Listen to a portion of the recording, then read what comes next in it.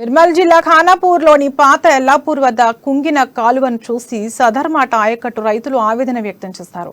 సదర్మాట్ కాలువ సాధన సమితి అధ్యక్షులు రాజేందర్ హపావత్ ఆధ్వర్యంలో రైతులు నిరసనకు దిగారు. విషయం తెలుసుకున్న బీజేపీ ఖానాపూర్ అసెంబ్లీ నాయకులు అజ్మీరా హరినాయక్ రైతులకు మద్దతు ఇచ్చారు. ఈ సందర్భంగా వారు మాట్లాడుతూ చివరి ఆయకట్టు రైతులను ప్రభుత్వం ఇబ్బందులు గురిచేస్తుందని ఆరోపించారు.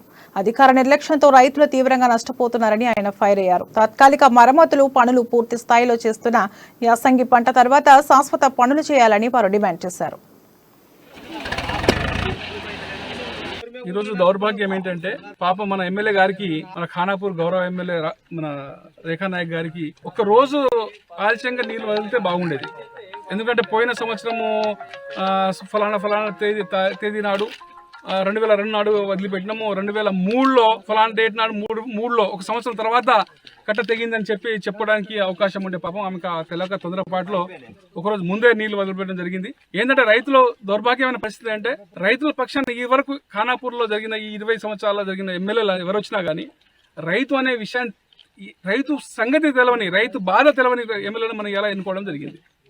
అసలు ఎమ్మెల్యేలకు రైతు అనే కనీసం అవగాహన, వ్యవసాయం అనే కనీసం అవగాహన లేని వాళ్ళకు మనము గత నాలుగు పర్యాలు మనం గెలిపించుకోవడం జరిగింది. అది దౌర్భాగ్యం.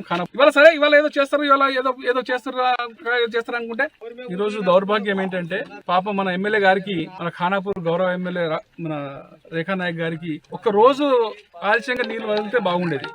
ఎందుకంటే పోయిన సంవత్సరము ఫలానా తేదీ నాడు 2002 నాడు వదిలిపెట్టినాము. 2003లో ఫలానా డేట్ నాడు మూడులో ఒక సంవత్సరం తర్వాత కట్ట తెగిందని చెప్పడానికి అవకాశం ఉండే. పాపం ఆమెకు తెలక తొందరపాటులో ఒకరోజు ముందే నీళ్లు వదిలిపెట్టడం జరిగింది. ఏంటంటే రైతులు దౌర్భాగ్యం.